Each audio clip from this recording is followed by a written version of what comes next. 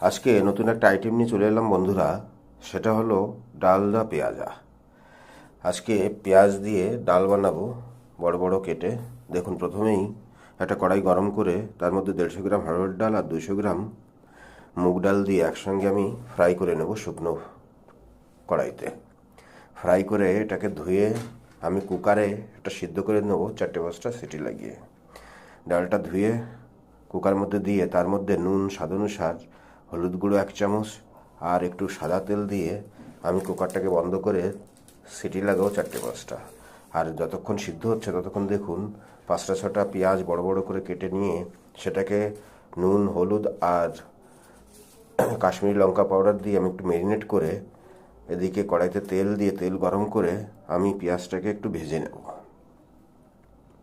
আজকে একদম অন্য ধরনের একটা ডাল বানাচ্ছি বন্ধুরা।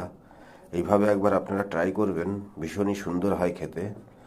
পেঁয়াজটা ভাজা হয়ে গেছে, আমি তুলে নিয়ে এর ভেতরে দেখুন যে তেলটা আছে ওর মধ্যেই আমি 4-5টা টমেটো বড় বড় করে কেটে সেটাকেও আমি মাছের মতন এপিট ওপিট করে ভেজে নেব।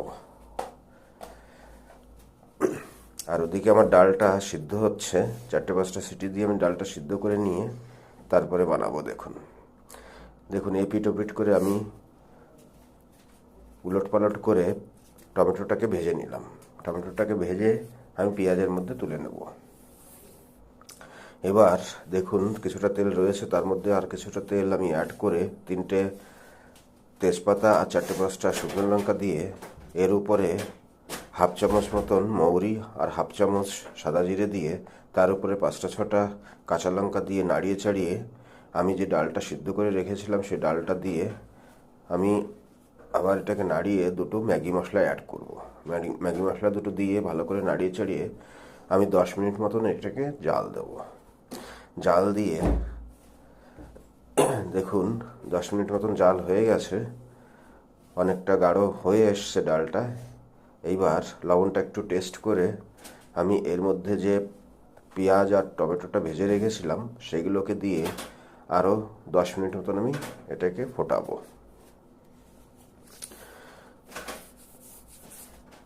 বন্ধুরা, এইভাবে একবার ডাল বানান, ভীষণ টেস্টি হয়।